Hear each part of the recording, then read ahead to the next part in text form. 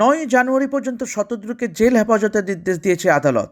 রবিবার শতদ্রুর পুলিশি হেফাজতের মেয়াদ শেষ হয়, ফলে রবিবার বিধাননগর মহকুমা আদালতে শতদ্রুকে পেশ করা হয়।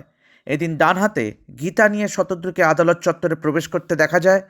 সরকারি আইনজীবী বিভাস চ্যাটার্জি সওয়াল করেন, হাইকোর্টে মামলা উঠেছিল, চিফ জাস্টিসের অর্ডারে তদন্ত চলছে। তদন্ত একেবারে প্রাথমিক পর্যায়ে। এই ধরনের মামলায় 10 বছরের সাজা হতে পারে।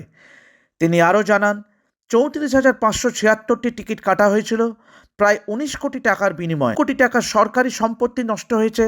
শতদ্রু একজন প্রভাবশালী ব্যক্তি, তাকে এয়ারপোর্ট থেকে গ্রেপ্তার করা হয়।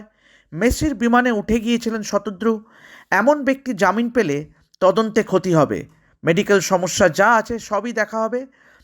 তিনি আরও প্রশ্ন করেন, মেসিকে নিয়ে এত বড় অনুষ্ঠান করতে পারেন যিনি, তিনি কতটা বড় প্রভাবশালী তা বলার অপেক্ষা রাখে না। তদন্ত অনেক অগ্রগতি হয়েছে। আইনজীবী আরও বলেন, 21 জনের বয়ান রেকর্ড করা হয়েছে এখনও পর্যন্ত। এই মামলায় যা যা ধারা আছে 10 বছরের সাজা হতে পারে।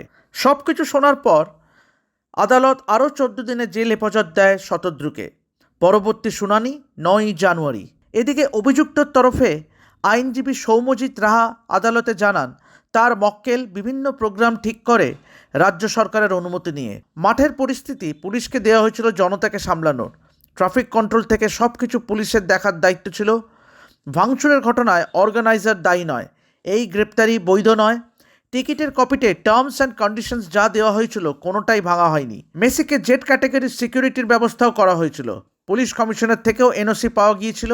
সর্বশেষ যা শোনা যাচ্ছে, তদন্তের স্বার্থে শতদ্রু দত্তকে জেলে গিয়েও জিজ্ঞাসাবাদ করা হবে।